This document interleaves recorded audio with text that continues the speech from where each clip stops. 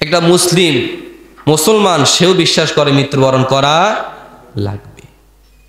কিন্তু মৃত্যুর পরে কি হবে, এক একজনের এক এক বর্ণনা। হিন্দুরা বলতেছে মৃত্যুর পরে তাদেরকে স্বর্গে দেওয়া হবে, মুসলমানরা বলতেছে মৃত্যুর পরে তাদেরকে জান্নাতে দেওয়া হবে। তারপরে খ্রিস্টান যারা রয়েছে তারাও বলে তাদেরকে স্বর্গে দেওয়া হবে, ইহুদি যারা রয়েছে তারাও বলে তাদেরকে স্বর্গে দেওয়া হবে। আবার কিছু জাতি বলে যে মৃত্যুর পরে যে আরেকটা জগৎ আছে, অনেকে এইটা বিশ্বাস করে না। তারা বলে যে চূড়ান্ত সিদ্ধান্ত হয়েছে এই দুনিয়ায়, যা হবে এই দুনিয়ায়, যা করার এই দুনিয়ায় করো। কারণ তারা মৃত্যুর পরে যে জিন্দিগি, মৃত্যুর পরে যে জীবন, এই জীবনটা তারা বিশ্বাস করে না। কেন বিশ্বাস করে না? আপনি যদি এখন যাই একটা কবর খুঁড়ে দেখবেন সেখানে একটা মানুষের লাশের অবশিষ্ট কিছু হাড় গোট অথবা কিছু কাফনের কিছু অংশ অথবা যে ছালি ব্যবহার করে, যে কাঠ, যে বাঁশ এগুলা ব্যবহার করে, এগুলার কিছু অংশ অথবা আপনি পাবেন। তো এগুলা দেখার পর যারা নাস্তিক রয়েছে তারা বলে যে যদি কোনো কিছুই হইতো তাহলে তো দেখা যেত। কিন্তু আল্লাহ তাআলা দুনিয়ার যে জিন্দিগি, এই দুনিয়ার জিন্দিগি আর আখিরাতের জিন্দিগি এটা একেবারে ডিপেন্ড, একটার সাথে একটার কোনো তুলনা হয় না। একজন ব্যক্তি কবরে যাওয়ার পর তাকে একজন ফেরেশতা উঠাইয়া প্রশ্ন করে, তোমার রব কি, তোমার দিন কি, তোমার নেতা কি, এগুলা প্রশ্ন করে। সায়েন্টিস্ট যারা, তারা একজন ব্যক্তিকে কবর দেওয়ার পরে এই বিষয়গুলা তারা দেখে না। এই বিষয়গুলা কি তারা দেখে না। যে রূহটা বাইর হয়ে যায়, এই রূহটা নিয়ে গবেষণা করেও তারা রূহের কোনো অস্তিত্ব পায় নাই। এই কারণে তারা এত গবেষণা, এত রিসার্চ করেও যখন এগুলার কোনো প্রমাণ পায় না, তখন বলে যে মৃত্যুর পরে যা হবে দেখা যাবে, কিন্তু দুনিয়াতে যেটা তুমি পেয়েছো এটা উপভোগ করো। কিন্তু যারা আমরা মুসলিম, আমরা বিশ্বাস করি যে এই জগতের পর আরেকটা জগৎ রয়েছে, যেই জগতের কোনো শেষ নাই। এই দুনিয়াতে যাই করি না কেন সব কিছুর হিসাব আমাকে দিতেই হবে, এটা আমরা কি বিশ্বাস করি। আর এই বিশ্বাস যে ব্যক্তি করে, এই বিশ্বাস করেই সে মুসলমান। আর যে বিশ্বাস করে না সে তো মুসলমান না। যে আখিরাতের জিন্দেগি বিশ্বাস করে না, মৃত্যুর পরের জিন্দেগি বিশ্বাস করে না, সে তো মুসলমানই না, সে তো মুসলমানের কাতারে নাই। সম্মানিত উপস্থিতি, একজন ব্যক্তি মৃত্যুবরণ করে, মৃত্যুবরণ করার পর তার আরেকটা জিন্দেগি শুরু হয়ে যায়, যেই জিন্দেগির সাথে দুনিয়ার জিন্দেগির কোনো মিল নাই। আরেকদিকে আল্লাহ তাআলা আমাদের যে মেধা শক্তি দান করেছে, এটা দুনিয়া অনুযায়ী দান করেছে।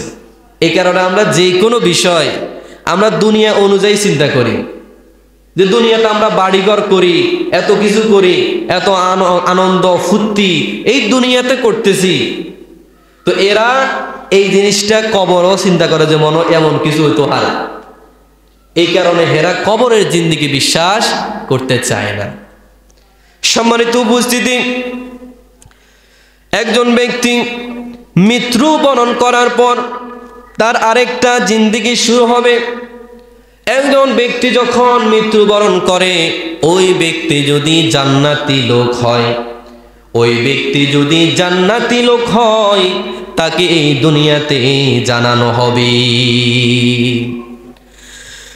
আমি যে আয়াতটা পড়েছি, এই আয়াতের মধ্যে আল্লাহ পাক রব্বুল আলামিন জানিয়ে দেন, কুল ইয়াতাওয়াফাকুম মালাকুল মাউতিল্লাযী ওয়াক্কিলা বিকুম সুম্মা ইলা রাব্বিকুম তুরজাউন। আল্লাহ পাক রব্বুল আলামিন বলেন, ও দুনিয়ার মানুষ শুনো শুনো, তোমাদেরকে একদিন মৃত্যুর স্বাদ গ্রহণ করা লাগবে, আর তোমাদেরকে একদিন আমার দিকে প্রত্যাবর্তন করতে হবে, ঠিক কিনা?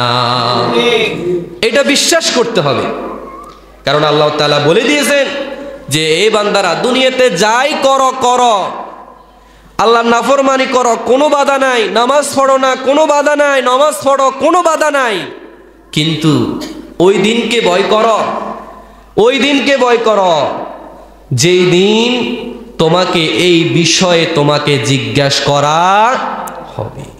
এবার আসুন, একজন ব্যক্তি, একজন ঈমানদার ব্যক্তি, তার মৃত্যু নিয়ে আমরা একটু জানি।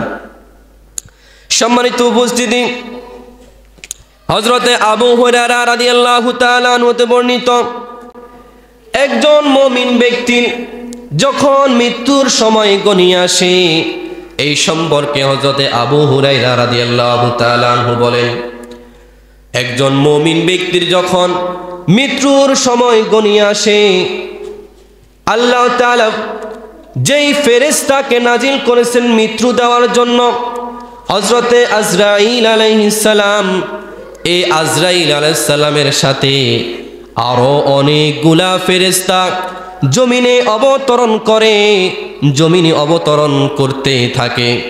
হযরতে আজরাইল আলাইহিস সালাম ওই জান কবজ করা ব্যক্তির পাশে গিয়ে বসে, বসার পরে যতজন ফেরেশতা জমিনে আগমন করে, তারা একে একে দাঁড়াতে দাঁড়াতে একদম আসমান পর্যন্ত পৌঁছে যায়। একজনের পর একজন দাঁড়াতে দাঁড়াতে একদম আসমান পেরিয়ে যায়।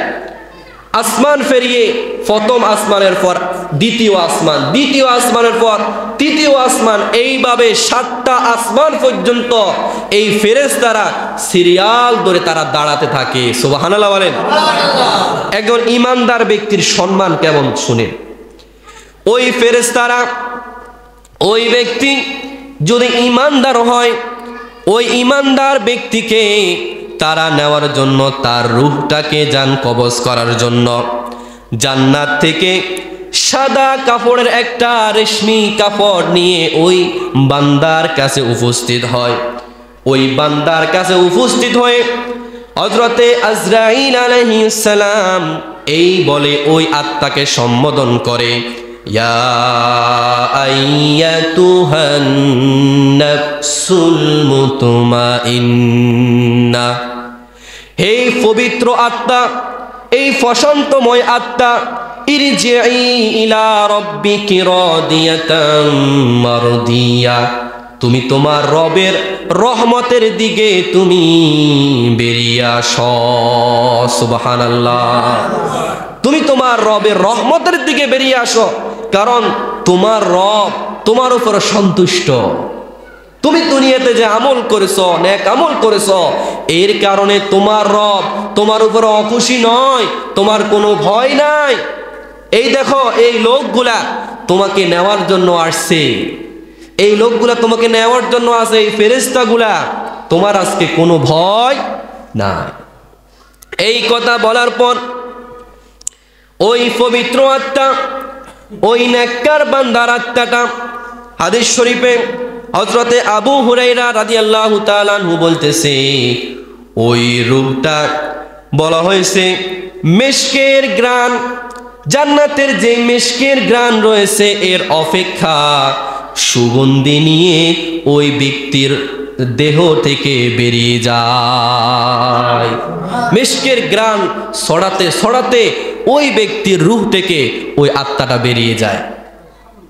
বেরিয়ে যাওয়ার পর এবার ফেরেশতারা হযরত আজরাইল আলাইহিস সালাম রূহটাকে জান কবজ করে, এবার ফাঁসের যেই ফেরেশতা তাকে দেওয়া হয়, এবার এই ফেরেশতা আরেকজনকে দেওয়া হয়, এইভাবে দিতে দিতে দিতে দিতে আসমান পর্যন্ত পৌঁছে যায়। সুবহানাল্লাহ। এবার প্রথম আসমান, এই প্রথম আসমানে যেতে যেতে যতজন ফেরেশতা এই ব্যক্তির আত্মাকে গ্রহণ করে, সকলে বলতেছে যে তোমরা এমন কি আত্মা, এমন কোন ব্যক্তির আত্মা তোমরা এনেছো যে ব্যক্তির আত্মা থেকে এত সুঘ্রাণ এত ঘ্রাণ আসতেছে, সুবহানাল্লাহ। এইভাবে আসমানের ফেরেশতারা তাদেরকে জিজ্ঞাসা করে এই ব্যক্তি কে, এই ব্যক্তি কে, এই ব্যক্তির আত্মা থেকে এত ঘ্রাণ কেন বাইর হয়?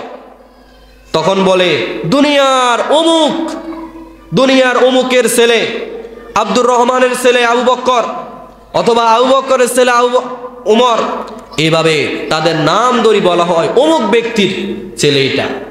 এইভাবে এক আসমানের পরে আরেক আসমান, এইভাবে সকল আসমানের ফেরেশতারা এইভাবে তাকে গ্রহণ করতে করতে একদম একদম সপ্তম আসমান পর্যন্ত নিয়ে যায়, সুবহানাল্লাহ। এরপরে যখন ওই সপ্তম আসমানে নেওয়া হয়, সপ্তম আসমানে নিয়ে যাওয়ার পর তখন আল্লাহ পাক রব্বুল আলামিন বলতেছে ফাদখুলি ফি ইবাদি, ও আমার প্রিয় বান্দা, তুমি যে তোমার যে পবিত্র যে আত্মা রয়েছে, সেই পবিত্র আত্মাদের সাথে তুমি মিলিত হও। সেই সপ্তম আসমানে যায়া ওই আত্মাটা দেখতেছে, সেখানে তার মতো আরো কত পবিত্র আত্মা সেখানে আল্লাহ তাআলা রেখে দিয়েছেন। তারা সেখানে যায়া এই পবিত্র আত্মাগুলার সাথে একত্রিত হয়। এই পবিত্র আত্মাগুলা এরা দুনিয়ার বাসিন্দা, হয়তোবা কেউ বাবা অথবা কেউ দাদা, এভাবে আগে যারা দুনিয়া থেকে বিদায় নিয়েছে, এই তারা সেখানে জান্নাতি লোক হলে তারা সেখানে অবস্থান করতেছে। তো বলা হয়েছে নবাগত যে আত্মাটা দুনিয়া থেকে আসছে, বলা হয়েছে যারা আগের আত্মা রয়েছে ওই পবিত্র আত্মাসমূহ, তারা তাকে দেখে এত আনন্দিত হয়, এত খুশি হয়।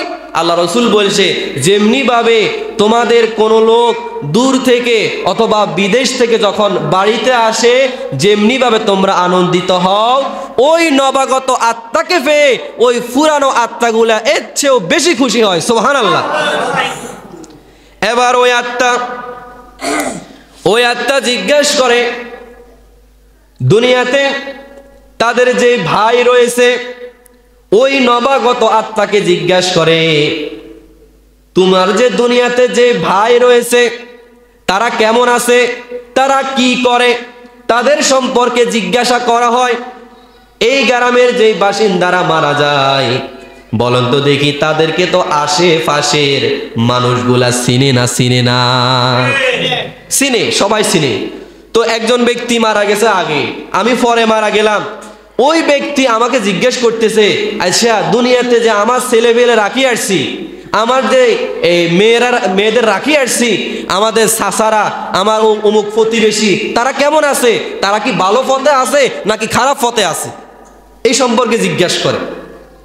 যে আমাদের ছেলেরা দুনিয়াতে কি ভালো কাজ করতেছে নাকি নাফরমানি করতেছে, এইভাবে জিজ্ঞাসা করে। তখন ফেরেশতারা তাদেরকে বলে যে এই আত্মারা, তোমরা এই লোকটাকে বিরক্ত করো না, কারণ সে দুনিয়াতে বিপদে রয়েছে, এখন সে জান্নাতে রয়েছে, তাকে তোমরা একটু সময় দাও, সুবহানাল্লাহ, তাকে তোমরা একটু সময় দাও।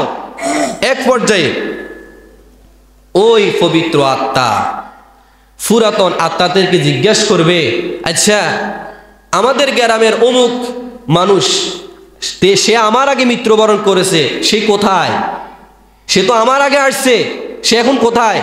তখন ফেরেশতারা বলবে যে ওই লোক তো জাহান্নামী লোক ছিল। ওই লোক কি ছিল? জাহান্নামী লোক। কিন্তু এই জাহান্নামী হওয়ার কারণে তাকে হাবিয়া নামক জাহান্নামের সেই স্থানে তাকে রাখা হয়েছে।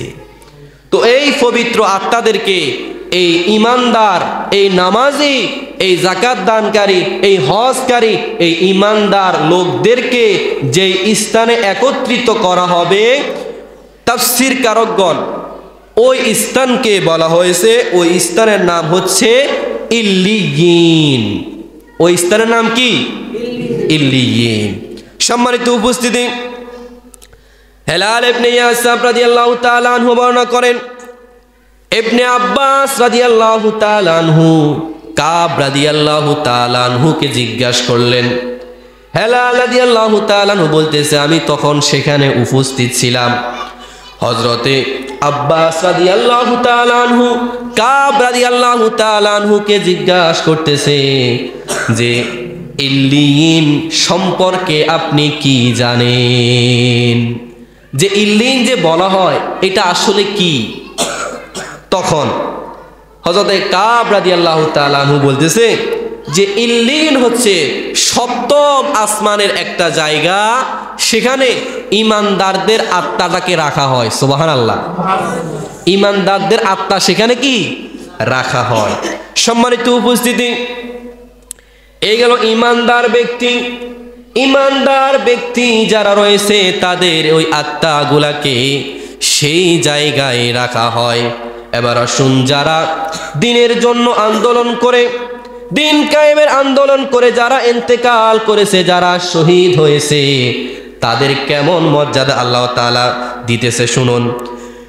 হযরতে কাব ইবনে মালিক রাদিয়াল্লাহু তাআলা আনহু বর্ণনা করতেছেন, রাসূলুল্লাহ সাল্লাল্লাহু আলাইহি ওয়াসাল্লাম বলেন, ইন্নামা নাসমাতুল মুমিনি তায়িরুন ইউআল্লিকু ফি শাজারিল জান্নাতি হাত্তা ইয়াবআসাহুল্লাহু ইলা জাসাদিহি ইয়াউমাল কিয়ামাহ। যেই লোকেরা দ্বীনের জন্য ত্যাগ করেছে, শহীদ হয়ে গেছে, তাদের মর্যাদা কেমন, তাদের আত্মাগুলাকে কোথায় রাখা হয়, এই হাদিসের মধ্যে আল্লাহ রাসূল বলতেছে, ওই ঈমানদার লোক যারা দ্বীনের জন্য শহীদ হয়েছে, দ্বীন কায়েমের আন্দোলন করতে গিয়ে যারা শহীদ হয়েছে, তাদের ব্যাপারে বলতেছে। আল্লাহ রাসূল সাল্লাল্লাহু আলাইহি সাল্লাম বলেন, যারা দ্বীনের জন্য শহীদ হয়, দ্বীন কায়েমের আন্দোলন করতে করতে যারা শহীদ হয়ে যায়, তাদের রূহগুলোকে আল্লাহ তাআলা জান্নাতের একটা ফাঁকির আকৃতি ধারণ করে তাকে জান্নাতে আল্লাহ তাআলা ঢুকিয়ে দেন। সুবহানাল্লাহ। ওই ব্যক্তির আত্মাটাকে, যারা দ্বীনের জন্য শহীদ হয়, ইসলামী আন্দোলন করে শহীদ হয়, বলা হয়েছে তাদের এই আত্মাটাকে একটা ফাঁকির আকৃতি দিয়ে আল্লাহ তাআলা জান্নাতে ছেড়ে দেন, আর ওই আত্মাগুলা ফাঁকি হয়ে জান্নাতের নাজ নেয়ামত তারা ভোগ করতে থাকে। সুবহানাল্লাহ। এবার আসুন, উহুদ যুদ্ধের সময়, উহুদ যুদ্ধে যেই সব সাহাবীরা ইন্তেকাল করেছেন, এই সম্পর্কে ইবনে আব্বাস রাদিয়াল্লাহু তাআলা আনহু বর্ণনা করতেছে যে উহুদ যুদ্ধে যারা ইন্তেকাল করেছেন তাদের সম্পর্কে রাসূলুল্লাহ সাল্লাল্লাহু আলাইহি সাল্লাম বলতেছে, আল্লাহ রাসূল সাল্লাল্লাহু আলাইহি সাল্লাম বলেন, উহুদ যুদ্ধে যেই ব্যক্তিরা দ্বীনের আন্দোলন করতে গিয়ে, যুদ্ধ করতে গিয়ে শহীদ হয়ে গেছে, ওই ব্যক্তিদেরকে আল্লাহ তাআলা জান্নাতের পাখি বানায়া জান্নাতের মধ্যে ছেড়ে দিয়েছেন। সবুজ পাখির আকৃতিতে তারা জান্নাতে সেখানে ভ্রমণ করে, সেখানে খাওয়া দাওয়া খায়, সেখানের নাজ নেয়ামত তারা ভোগ করতে থাকে, সেখানে তারা অবস্থান করে। এমনকি আকাশের যেই ঝুলন্ত যে ফানুস রয়েছে সেখানে তারা বসবাস করতে থাকে, আর তারা সেখানের জান্নাতের যে মনস্ফূর্ত খাবার রয়েছে, যে পানীয় রয়েছে, সেখানে তারা থেকে এগুলা ভক্ষণ করতে থাকে। সুবহানাল্লাহ। এই বিষয়ে জানার পর উহুদ যুদ্ধে যারা শহীদ হয়েছে ওই লোকেরা তারা বলতেছে, এমন কোন লোক আছো কি যে আমরা উহুদ যুদ্ধে মৃত্যুবরণ করেছি, আর মৃত্যুবরণ করার পর আল্লাহ তাআলা আমাদেরকে জান্নাতে দান করেছেন, আর জান্নাতে আমরা নাজ নিয়ামত ভোগ করতেছি। এই খবর যদি দুনিয়ার আমার সেই ভাইরা যদি পেয়ে যায়, তাহলে তারা আরো উদ্দীপনার সাথে তারা জিহাদে অংশগ্রহণ করবে। সুবহানাল্লাহ। যেমন কেউ কি আসো যে আল্লাহ তাআলা আমাদেরকে মৃত্যুর পরে যে জান্নাতে প্রবেশ করিয়েছেন, জান্নাতের নাজ নিয়ামত আমরা ভোগ করতেছি, মৃত্যুবরণ করার পর এই খবর যদি দুনিয়ার আমার সেই ভাইয়েরা জানে যে দিন কায়েমের আন্দোলন করতে গিয়ে শহীদ হলে তাদেরকে জান্নাতের পাখি বানায়া জান্নাতে এইভাবে আল্লাহ তাআলা ছেড়ে দেন, তারা কিয়ামত পর্যন্ত সেই জান্নাতের নাজ নিয়ামত ভোগ করতে থাকে, এটা যদি দুনিয়ার আমার সেই ভাইয়েরা জানে, তাহলে তারা আরো উদ্দীপনার সাথে তারা ইসলামী আন্দোলন করবে, উদ্দীপনার সাথে তারা কামানের সামনে দাঁড়িয়ে যাবে। যদি এইটা তারা জানে, এমন কেউ কি আসো এই খবরটা তাদের কাছে পৌঁছাই দিবা? এই পর্যায়ে আল্লাহ তাআলা উত্তর দিতেছে, হে আমার প্রিয় বান্দারা, তোমরা যেই কথা বলেছ, তোমাদের এই কথাটা আমি দুনিয়ার সকল মানুষকে আমি জানিয়ে দেব। সুবহানাল্লাহ। এই জন্য আল্লাহ তাআলা আয়াত নাম্বার 169 নম্বর আয়াতের মধ্যে আল্লাহ পাক রব্বুল আলামিন বলতেছে, ওয়ালা তাহসাবান্নাল্লাযীনা কুতিলু ফি সাবিলিল্লাহি আমওয়াত বাল আহইয়াউন ইনদা রাব্বিহিম ইউরযাকুন। আল্লাহ পাক রব্বুল আলামিন বলেন, যারা দিনের আন্দোলন করতে গিয়ে যারা শহীদ হয় তাদেরকে তোমরা মৃত বলো না, তারা আল্লাহ তাআলার কাছ থেকে রিজিক প্রাপ্ত। সুবহানাল্লাহ। তাহলে দেখেন একজন শহীদের কত মর্যাদা। ওই শহীদ ব্যক্তি, আল্লাহ রাসূল বলা হয়েছে, কোনো ব্যক্তি যদি শত্রুদের মুখোমুখি হয়ে যুদ্ধ করে শহীদ হয়, ওই ব্যক্তির জন্য 6টা পুরস্কার। কয়টা পুরস্কার? এই আপনারা যে ইসলামী আন্দোলন করতেছেন, মানুষের কাছে দাওয়াত পৌঁছাইতেছেন, এটাও ইসলামী আন্দোলন, এইটাও আন্দোলন। এই আন্দোলন করতে গিয়ে আপনারা মানুষদেরকে বুঝাইতেছেন, নিজের খায়া নিজের পড়ে মানুষকে বুঝাইতেছেন, এটাও ইসলামী আন্দোলন। এই আন্দোলন করতে গিয়ে যদি ইন্তেকাল করেন, আল্লাহর পক্ষ থেকে আপনারা 6টা পুরস্কার পাবেন। সুবহানাল্লাহ। 1 নম্বর পুরস্কার হচ্ছে, আল্লাহ রাসূল সাল্লাল্লাহু আলাইহি ওয়াসাল্লাম বলেন, ওই ব্যক্তিদের মৃত্যুর সময় তাদের কোনো কষ্ট হবে না। তাদের মৃত্যুর সময় তাদের কোনো কষ্ট হবে না। 1 নম্বর পুরস্কার। 2 নম্বর পুরস্কার হচ্ছে, তাদের জন্য তাদের বাসস্থান হবে জান্নাত। তাদের বাসস্থান হবে কি? জান্নাত। 3 নম্বরে আল্লাহ রাসূল সাল্লাল্লাহু আলাইহি ওয়াসাল্লাম বলেন, আর তাদের যে কবরের আযাব রয়েছে, আল্লাহ তাআলা কবরের আযাবকে মাফ করে দিবে। কবরের আযাব হবে না। অথচ যে নাফরমান, যে বেঈমান, ওই ব্যক্তির আযাব কিন্তু মৃত্যু থেকে শুরু, মৃত্যুর যন্ত্রণাও বাদ, কবরের শাস্তিও বাদ, এমনকি আপনার বাসস্থান কি? জান্নাত। তাহলে 3 নম্বর পুরস্কার হচ্ছে কবরের আযাব আল্লাহ তাআলা ক্ষমা করে দিবেন। তারপরে 4 নম্বর পুরস্কার হচ্ছে, কিয়ামতের ময়দানে ওই ব্যক্তিদের কোনো ভয় থাকবে না। অথচ আল্লাহ রাসূল বলছে, কিয়ামতের ময়দানে সকল মানুষ পেরেশানিতে থাকবে, সকল মানুষ বলতে থাকবে ইয়া নাফসি ইয়া নাফসি ইয়া নাফসি, কিন্তু ওই ব্যক্তিদের কোনো চিন্তা, কোনো ভয় নাই। সম্মানিত উপস্থিতি, 5 নম্বরে ওই ব্যক্তিদেরকে আল্লাহ তাআলা ফাতর খচিত, যে ফাতর খচিত যে টুপি রয়েছে, ওই মর্যাদার টুপি তাদেরকেই পরানো হবে। সুবহানাল্লাহ। যেই ফাতর খচিত, যেই ফাতর দিয়ে টুপিটা তৈরি করা হবে, বলা হয়েছে ওই ফাতরের কেমন মর্যাদা রয়েছে। আল্লাহ রাসূল সাল্লাল্লাহু আলাইহি সাল্লাম বলেন, ওই ফাতরটাকে যদি দুনিয়া এবং দুনিয়ার মধ্যে যা কিছু রয়েছে সকল কিছুর চাইতে ওই ফাতরটা মূল্যবান। দুনিয়ার মধ্যে কত কিছু রয়েছে, অথচ যেই ফাতর খচিত যে মুকুটটা আপনাকে পরানো হবে, এটার মর্যাদা দুনিয়ার মধ্যে যা আছে সকল কিছুর চাইতেও বেশি। এগুলো 5 নম্বর পুরস্কার। আর 6 নম্বর পুরস্কার হচ্ছে, ওই শহীদদের জন্য আল্লাহ তাআলা জান্নাতের 70 জন হুর আল্লাহ তাআলা রেখে দিয়েছে। তারপরে বলা হয়েছে যে ওই ব্যক্তিরা, ওই শহীদরা তাদের আত্মীয় স্বজনদের মধ্যে 70 জন লোককে তারা বিনা হিসাবে জান্নাতে নিতে পারবে। 70 জন লোক, এই 70 জন লোককে তারা সুপারিশ করে জান্নাতে নিয়ে যাবে। এই হলো একজন শহীদের কত মর্যাদা। এই শহীদদের মর্যাদা আল্লাহ তাআলা এই আখিরাতে রেখে দিয়েছেন। এই জন্য বলছে যে যারা ইসলামী আন্দোলন করতে গিয়ে, দ্বীনের আন্দোলন করতে গিয়ে যারা শহীদ হয় তাদেরকে তোমরা মৃত বলো না, তারা আল্লাহর পক্ষ থেকে রিজিক প্রাপ্ত, তারা রিজিক পাইতেছে, তাদের কোনো ভয় নাই। সম্মানিত উপস্থিতি, আমরা এই হাদিস থেকে জানলাম যারা ইমানদার ব্যক্তি রয়েছে ওই ইমানদার ব্যক্তিদেরকে ইল্লিয়িন নামক সেই স্থানে রাখা হবে। এবার আসুন, যারা বেঈমান, যারা কাফের, যারা মুশরিক, যারা আল্লাহকে মানে নাই, রাসূলকে মানে নাই, তাদেরকে কোন জায়গায় রাখা হবে?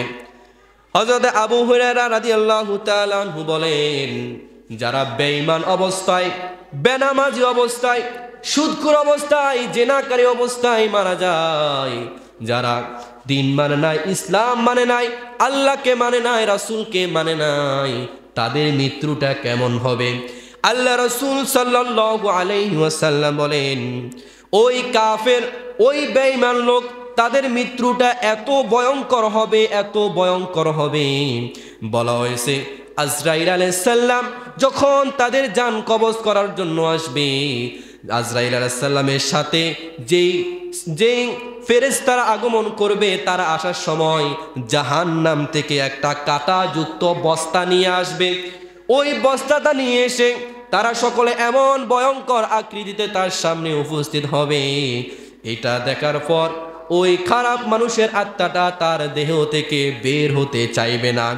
এমন সময় যখন বের হতে চাইবে না, ফেরেশতারা বলা হয়েছে ওই ব্যক্তির আত্মাটাকে তার শরীর থেকে টেনে হিঁচড়ে বের করে তাকে যন্ত্রণা কষ্ট দিয়ে তার শরীর থেকে আত্মাটাকে বের করবে। নাউজুবিল্লাহ। তার শরীর থেকে তার আত্মাটাকে টেনে হিঁচড়ে বার করবে, এত কষ্ট দিবে তাকে দুনিয়াতে। আর তাকে বলা হবে যে এই খারাপ আত্মা, তোমার উপরে আল্লাহ খুব রুষ্ট, তুমি আল্লাহর নাফরমান বান্দা, আজকে তোমাকে আমি সেই জাহান্নামের ওয়াদা করতেছি, তোমার জন্য সেই জাহান্নাম অপেক্ষা করতেছি, আর যেটা শাস্তি সেই দুনিয়া থাকতে তার শুরু।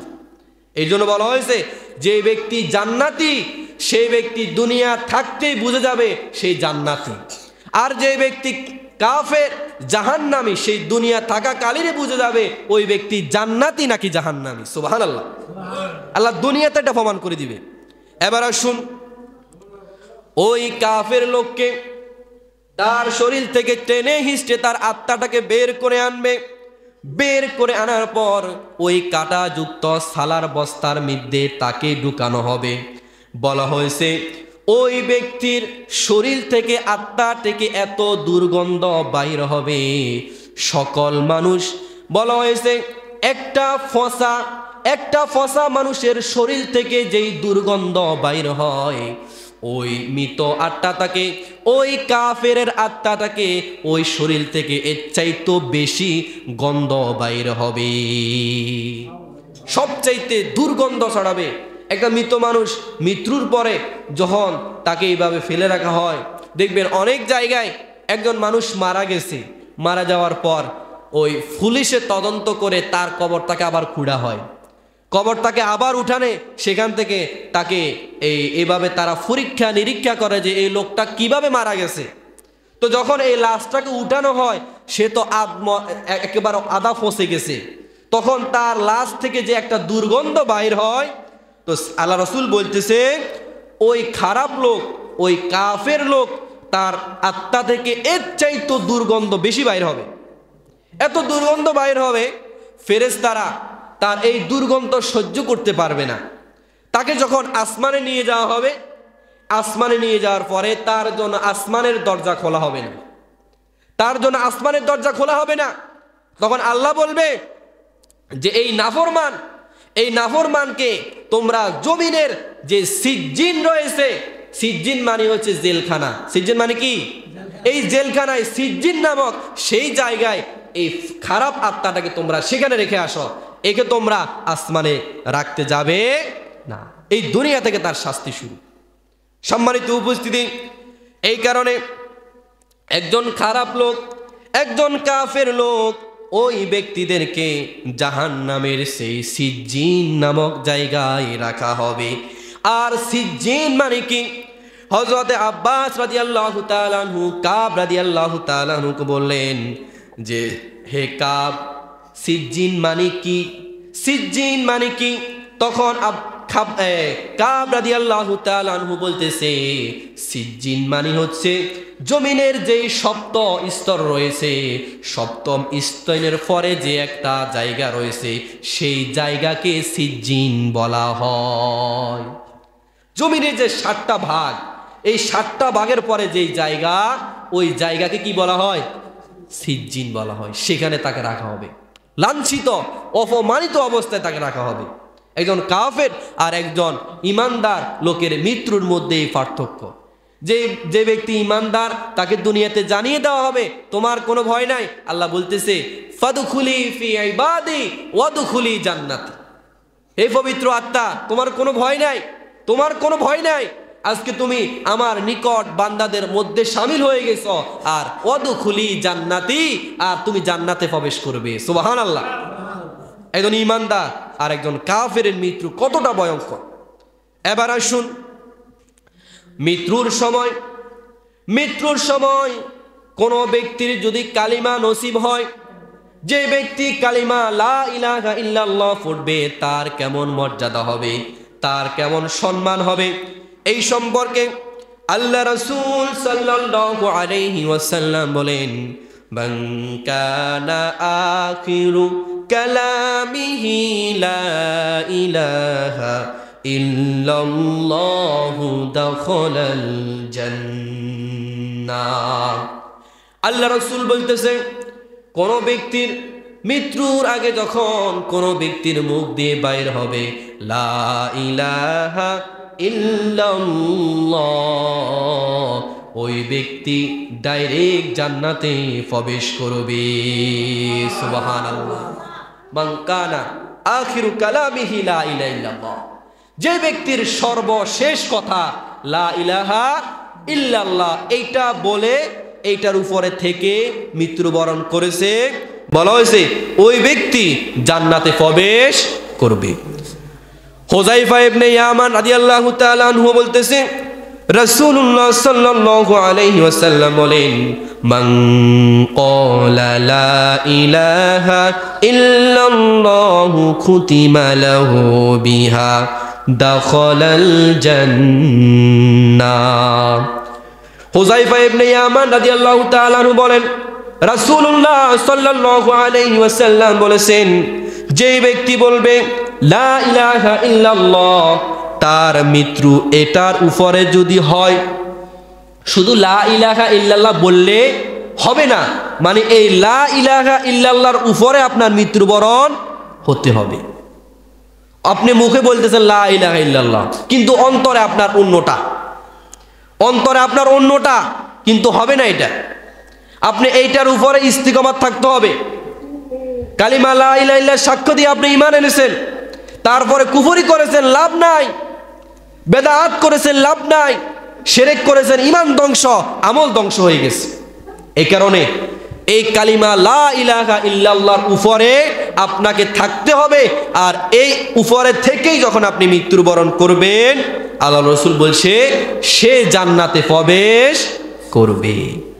সম্মানিত উপস্থিতি, এই জন্য আল্লাহ রাসূল সাল্লাল্লাহু আলাইহি সাল্লাম যে কালিমা পড়তে পড়তে মৃত্যুবরণ করা, এই বিষয়ে সাহাবীদেরকে সবচাইতে বেশি গুরুত্ব দিয়েছেন যে তোমরা সব সময় কালিমার তালকিন করবে, সব সময় জিকির করবে লা ইলাহা ইল্লাল্লাহ, আর সব সময় এই কথার উপরে তোমরা ইস্তিকামত থাকবে, কোনোভাবে আল্লাহর সাথে শিরক করা যাবে না। মুখে বলছেন লা ইলাহা ইল্লাল্লাহ, কিন্তু আপনি দেব দেবী বিভিন্ন মাজারে বিভিন্ন মূর্তির সামনে আপনি মাথা নত করেছেন, আপনার ঈমান ধ্বংস হয়ে গেছে। আপনি ঈমান ধ্বংস করে ফেলছেন, এবার আপনার আমলও ধ্বংস, আপনার যে নেক আমল করেছেন এটাও ধ্বংস। সূরা কাফের মধ্যে আল্লাহ পাক রব্বুল আলামিন বলতেছেন, ফাহাবিতাত আমালুহুম ফালা নুকিমু লাহুম ইয়াউমাল কিয়ামাতি ওয়াজনা।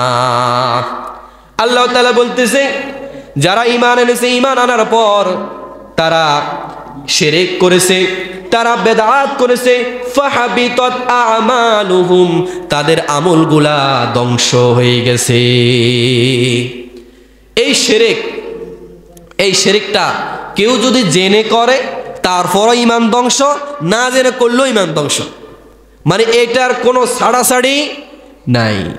বলেন তো দেখি, একজন ব্যক্তিকে যদি আপনি হত্যা করেন, যদি বলেন যে আমি ভুল করে হত্যা করছি, তাহলে কি আপনাকে মাপ দেওয়া হবে? বলেন না, মাপ দেওয়া হয়? হয় না। আপনি ইচ্ছায় একজনকে মারেন আর অনিচ্ছায় মারেন, আপনাকে ফাঁসি দেওয়াও হবে, এইটাই নিয়ম। তো এইভাবে এই শিরকটা এতই ভয়ঙ্কর, এই শিরকটা যে করে ওই ব্যক্তি আল্লাহ থেকে দূরে সরে যায়। সেই ব্যক্তি আল্লাহ থেকে দূরে সরে যায়, তার ঈমানও ধ্বংস হয়ে যায়, আমলও ধ্বংস হয়ে যায়, তার আর কিছুই থাকে না। একটা কথা আছে, আমও গেছে সালাও গেছে, এরকম কথা বলেন আপনার দিকে, যে আমও গেছে সালাও গেছে। তো শিরক যারা করে তাদের ঈমানও গেছে, আমলও গেছে, কিছুই নাই, সব ধ্বংস হয়ে গেছে। এই কারণে আল্লাহ রাসূল সাল্লাল্লাহু আলাইহি ওয়াসাল্লাম বলতেছে, হে আমার উম্মতেরা, হে আমার সাহাবীরা, তোমরা পাহাড় সমান গুনাহ করেছো, কোনো সমস্যা নাই, কিন্তু যদি শিরক না করো তাহলে কাল কিয়ামতের ময়দানে আল্লাহ তাআলা তোমাদেরকে জান্নাত দিবে। কিন্তু যদি শিরক করো তাহলে আল্লাহ তাআলা তোমাদের দিকে ফিরেও তাকাবে না। শিরক যারা করবে তাদের দিকে আল্লাহ তাআলা ফিরেও তাকাবে না। এই কারণে শিরক থেকে আমাদেরকে বেঁচে থাকতে হবে। শিরক কুফর, অনেক সময় আমাদের কথায় কাজে আমাদের শিরক হয়ে যায়, কথায় কাজে আমাদের বেদাত হয়ে যায়। এমন কিছু বিশ্বাস রয়েছে, এই বিশ্বাসের কারণে আমাদের বেদাত হয়ে যায়, আমাদের শিরক হয়ে যায়, আমরা বুঝেও করি না বুঝেও করি। সম্মানিত উপস্থিতি, এই কারণে শিরক বেদাত থেকে আমাদেরকে সব সময় এই শিরক বেদাত থেকে আমাদেরকে দূরে থাকতে হবে। কোনোভাবে এই শিরক বেদাত করা যাবে না। সম্মানিত উপস্থিতি, এবার আসুন, একজন লোক বেনামাজি, ওই বেনামাজি লোকের মৃত্যু কেমন হবে এই সম্পর্কে তাফসীর কারকগণ বলতেছে, একজন ব্যক্তি বেনামাজি, ওই বেনামাজির মৃত্যুটা কেমন হবে? ওই বেনামাজির মৃত্যুর অবস্থা হবে তিনভাবে। কয়ভাবে? তিনভাবে হবে। ওই মৃত্যুর সময় ওই বেনামাজি যারা নামাজ পড়ে না, নামাজ যারা পড়ে না, এই বেনামাজি লোকের মৃত্যুটা কত ভয়ঙ্কর হবে। আল্লাহ রাসূল সাল্লাল্লাহু আলাইহি সাল্লাম বলে দেন যে বেনামাজির মৃত্যু যে হবে সে অপমানিত এবং লাঞ্ছিত অবস্থায় তার মৃত্যু হবে। নাউজুবিল্লাহ। একজন বেনামাজি যারা ইচ্ছাকৃতভাবে নামাজ ছেড়ে দেয়, ওই ব্যক্তির মৃত্যুটা লাঞ্ছিত অবস্থায় হবে, অপমানিত অবস্থায় ওই ব্যক্তির মৃত্যু হবে। এক নম্বর শাস্তি, এই দুনিয়া থেকে শাস্তি শুরু। দুই নম্বরে যারা ইচ্ছাকৃতভাবে নামাজ ছেড়ে দেয়, ওই ব্যক্তির মৃত্যুটা হবে ক্ষুধার্ত অবস্থায়। ক্ষুধার্ত অবস্থায় মৃত্যুবরণ করবে। ক্ষুধা আছে কিন্তু এই ভাত সে হাতে নিয়েছে, খেতে পারবে না, এই ক্ষুধার্ত অবস্থায় তার মৃত্যু হবে। এইটাই শাস্তি দুনিয়া। তিন নম্বরে আল্লাহ রাসূল বলতেছে, ওই বেনামাজি যে ইচ্ছাকৃতভাবে নামাজ ছেড়ে দেয়, ওই ব্যক্তির মৃত্যুটা এত ভয়ঙ্কর হবে, ওই ব্যক্তির মৃত্যুর সময় এত এত পিপাসা হবে, এত পিপাসা তার হবে, মনে হয় যে সমুদ্রের পানি তাকে যখন দেওয়া হবে সমুদ্রের পানি সে খেয়ে ফেলবে, কিন্তু সে কোনো পানি খেতে পারবে না। অর্থাৎ পিপাসিত অবস্থায় ওই ব্যক্তির মৃত্যু হবে। নাউজুবিল্লাহ। তাহলে চিন্তা করেন, তার এত পিপাসা আসবে, এত পিপাসা আসবে, পানি খাওয়ার জন্য এত মন চাইবে, তাকে পানি খাওয়ানো হবে কিন্তু পানি বাইর হয়ে যাবে। দেখবে মৃত্যুর সময় আমরা অনেকের মুখে পানি দিই না? তো এই পানি দিই কিন্তু পানি বাইর হয়ে যায়। পানি তার মুখ দিয়ে কি বাইর হয়ে যায়, ভিতরে যায় না, কারণ এইটাই তার শাস্তি। সে যদি দুনিয়াতে নামাজ না পড়ে, ওই ব্যক্তির দুনিয়া থেকে শাস্তি শুরু। তাকে পানি পান করানো হবে, তার পানির পিপাসা থাকবে, কিন্তু পানিগুলা গলার নিচে নামবে না। তাহলে বেনামাজির মৃত্যুর সময় তিনটা শাস্তি। কয়টা শাস্তি? তিনটা শাস্তি। এক নম্বর, ওই ব্যক্তি লাঞ্ছিত অপমানিত অবস্থায় মৃত্যুবরণ করবে। দুই নম্বরে, তার যে ক্ষুধা রয়েছে সে ক্ষুধার্ত অবস্থায় মৃত্যুবরণ করবে। তার সামনে খাবার থাকবে, সব কিছু থাকবে, কিন্তু সে খেতে পারবে না, এই ক্ষুধার্ত অবস্থায় তার মৃত্যু হবে। তিন নম্বরে, পিপাসিত অবস্থায়, তার পিপাসা থাকবে পানি খাওয়ার জন্য, কিন্তু পানি খেতে পারবে না। এই তিন অবস্থায় ওই কাফের, ওই বেনামাজির মৃত্যু হবে। আর যারা ইসলাম মানে না, রাসূল মানে না, তারপরে ইসলামের বিরোধিতা করে, এদের মৃত্যুটা আরো ভয়ঙ্কর। তাদেরকে জাহান্নাম থেকে সাবুক এনে তাদেরকে মারতে মারতে তাদের শরীর থেকে তাদের আত্মাটাকে বের করবে। কত ভয়ঙ্কর, কত ভয়ঙ্কর কথা। আজকে আমরা মনে করি যে নিজে আমল করে নিজে বাঁচি, এরকম কিছু স্বভাবের মানুষ আছে আমাদের কাছে। মনে করি যে নিজে আমল করে নিজে বাঁচি, অন্যরা যে এরা যাক আর কি, এরকম কিছু মানুষ আছে। শুধু নিজে আমল করতে চায়, নিজের ভাই, নিজের পরিবার, নিজের ছেলে মেয়ে, তাদেরকে সে নামাজের কথা বলে না। নিজে নামাজে আসে, মসজিদে আসে, কিন্তু সে তার স্ত্রীকে, তার মেয়েকে, তার ছেলেকে নামাজের কথা বলে না। যদি এরকম হতো তাহলে দেখা যেত আজকে আমাদের মুরব্বীরা যারা মসজিদে আসছে, তারা আসার সময় তাদের ছেলেটাকে, তাদের ভাইটাকে বলে আসতো, তাদের মেয়েটাকে বলে আসতো, তাদের স্ত্রীটাকে বলে আসতো, তাদের নাতিটাকে সাথে করে নিয়ে আসতো। দেখা যায় না, তারা শুধু নিজেরাই মসজিদে চলে আসে, এই কারণে মসজিদগুলা ফাঁকা হয়ে থাকে। সম্মানিত উপস্থিতি, তাদেরকে আল্লাহ তাআলা যে কথা বলেছে যে তুমি নিজে নামাজ পড়লে তো হবে না, নিজে আমল করলে তো হবে না। আল্লাহ তাআলা বলতেছে, ইয়া আইয়ুহাল্লাযীনা আমানু, হে ঈমানদারগণ, কু আনফুসাকুম ও আহলিকুম নার, তুমি নিজে জাহান্নাম থেকে বাঁচো আর তোমার পরিবার পরিজনদেরকেও কি বাঁচাও। আপনার পরিবার পরিজনের উপর আপনার দায়িত্ব আছে। আমরা মনে করি কি আমাদের পরিবার উপর আমার দায়িত্ব হচ্ছে কি, আমার ছেলেটাকে আমি খাওয়াবো, আমার ছেলেটাকে আমি পড়াবো, তাকে থাকার জন্য জায়গা দেব, তার জন্য জায়গা কিনবো, তার জন্য বাড়ি কিনবো, তার নামে ডিপোজিট করব, তাকে পড়াশোনা করাবো। আমরা মনে করি আমাদের দায়িত্ব এটা, দায়িত্ব শেষ। অথচ মূল দায়িত্ব রয়ে গেছে, আল্লাহ দায়িত্ব দিয়েছে। এখানে আমরা যত মানুষ আছি আমরা সকলে দায়িত্বশীল। আর কাল কিয়ামতের ময়দানে আমি ইমামকে জিজ্ঞাসা করা হবে যে ইমাম সাহেব আপনি হকের কথা বলছেন কিনা, ইমাম সাহেব আপনার অমুক মুসল্লি মসজিদে আসে নাই, আপনি তাকে বলছেন কিনা। আমি ইমামকে জিজ্ঞাসা করবে, আপনাকে জিজ্ঞাসা করবে আপনি মসজিদে আসছেন, তাহাজ্জুদ পড়ছেন, কিন্তু আপনার ছেলেটা যে শুয়ে আছিল তাকে কি নামাজের কথা বলছেন? আপনার মেয়েটা যে শায়িত অবস্থা ছিল তাকে কি বলছেন? স্ত্রীটা তো আপনার সাথেই শোয়া অবস্থায় ছিল, তাকে কি বলছেন? তাকে নামাজের কথা বলছেন? এই ব্যাপারে কাল কিয়ামতের ময়দানে আমাদের প্রত্যেক মানুষকে আল্লাহ জিজ্ঞাসা করবে, কাউকে আল্লাহ ছাড় দিবে না। পুরুষ মানুষ যারা তারা দায়িত্বশীল। পুরুষ মানুষকে দায়িত্ব দিয়েছেন কে? বলে না, কে দিছে? আল্লাহ দিছে। আল্লাহ বলতেছে আর রিজালু কাওয়ামুনা আলান নিসা, আর রিজালু কাওয়ামুনা আলান নিসা, যে এই পুরুষ জাতি তোমাদের দায়িত্ব তোমাদের স্ত্রীদেরকে পর্দায় রাখো। এই পুরুষ জাতি তোমাদের দায়িত্ব তোমাদের ঘরটাকে তোমরা পবিত্র রাখো। এই পুরুষ জাতি তোমাদের দায়িত্ব হচ্ছে তোমাদের মেয়েটাকে পর্দার মধ্যে রাখো। এই পুরুষ জাতি তোমাদেরকে আমি তোমাদের পরিবারের তোমাদের ঘরের কর্তা বানিয়ে দিয়েছি, আর এই কর্তা বানিয়ে তোমাদেরকে আমি ছেড়ে দেই নাই। কাল কিয়ামতের ময়দানে তোমাদেরকে এই বিষয়ে জিজ্ঞাসা করা হবে। এই কারণে ভাই শুধু নিজে আমল করলে হবে না, কারণ আপনার সেই ছেলেটা, আপনার সেই মেয়েটা যাকে এত আদর করেন, এত আদর করে বড় করছেন, এই মেয়েটা, এই ছেলেটাই আপনার জাহান্নামে যাওয়ার জন্য কারণ হয়ে যাবে, জাহান্নামে যাওয়ার জন্য কারণ হয়ে যাবে। নিজে মসজিদে আসতেছেন, মেয়েটাকে দেখতেছেন না, তাকে নামাজের জন্য বলতেছেন না, ছেলেটাকে বলতেছেন না, এই ছেলেটা কাল কিয়ামতের ময়দানে সে তো জাহান্নামে যাবে, আপনাকে লাথি মেরে জাহান্নামে নিয়ে তারপর যাবে।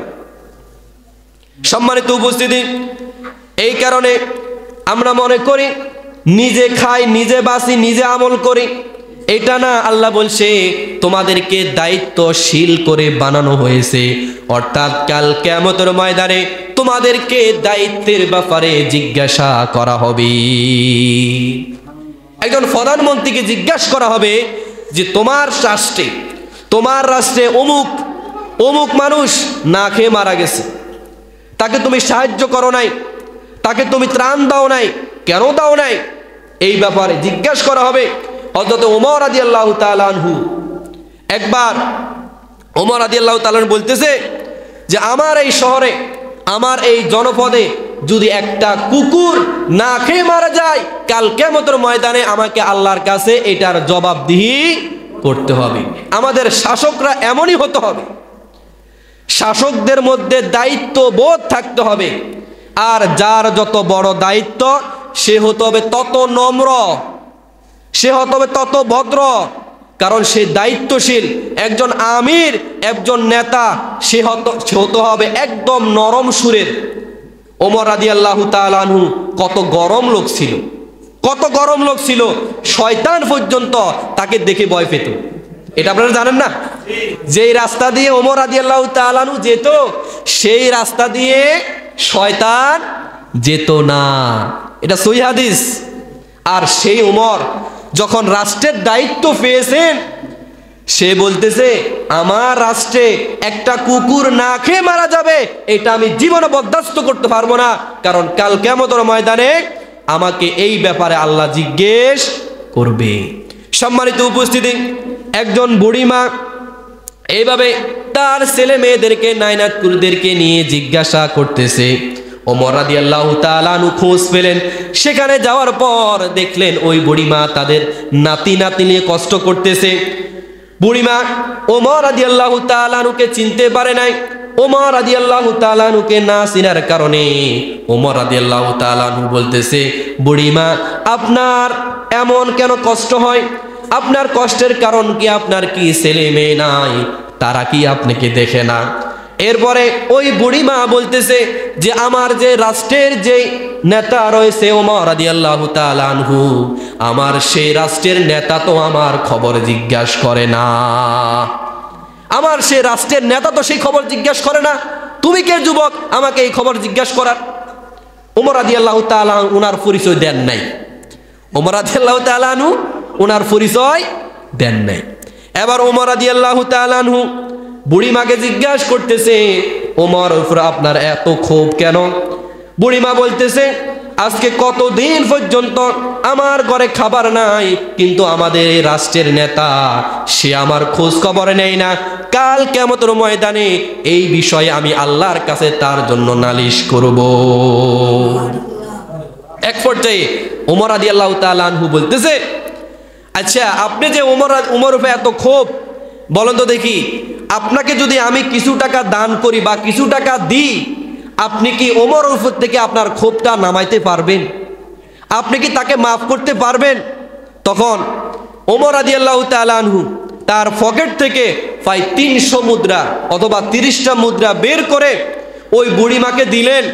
দিয়ে বললেন যে একটা চামড়ার পেপারের মধ্যে আপনি এটা লিখে দেন যে ওমর উপরে আপনার কোনো ক্ষোভ নাই।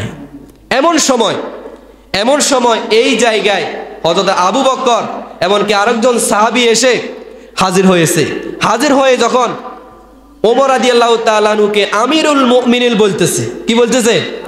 আমিরুল মুমিনিন বলতেছে। এবার বুড়িমা শুনি তো অবাক যে আমি ওমরের সামনে ওমরের নাম ধরে এত কথা বললাম, সে ভয় কাটতেছে যে না কি আমার কি যেন হয়ে যায়, যে আমি রাষ্ট্রপ্রধানের সামনে বসে এমন কথা বলে ফেলছি। কিন্তু এক পর্যায়ে ওমর রাদিয়াল্লাহু তাআলা আনহু ওই সাহাবীদেরকে আবু বকর রাদিয়াল্লাহু তাআলা আনহুকে সাক্ষী রেখে বলতেছে, এ আবু বকর তুমি সাক্ষী থেকো, এই বুড়িমা এই 30টা টাকার বিনিময়ে আমাকে ক্ষমা করে দিয়েছে। আর আবু বকরকে বলছে, আবু বকর আমার মৃত্যুর পরে তুমি এই চামড়ার কাগজটা আমার কবরে রেখে দিও। সুবহানাল্লাহ বলেন না? তারাও শাসক আর আমাদেরটাও শাসক। কিন্তু পার্থক্য হচ্ছে তাদের মধ্যে দিন রয়েছে, আমাদের গুলার মধ্যে কি নাই? দিন নাই। পার্থক্য হচ্ছে তাদের মধ্যে আল্লাহর কাছে জবাবদিহির ভয় ছিল, কিন্তু আমাদের গুলার মধ্যে না। এই কারণে ভাই দায়িত্ববোধ এটা বড় জিনিস, আমাদের মধ্যে দায়িত্ববোধ জাগ্রত করতে হবে। আমরা যেই পর্দায় আছি আমাদেরকে দায়িত্ব সঠিকভাবে পালন করতে হবে। সম্মানিত উপস্থিতি, আমাদেরকে আল্লাহ তাআলা সঠিকভাবে দিনের কাজ করার, এমনকি আল্লাহর দায়িত্ব পালন করার তৌফিক দান করুক।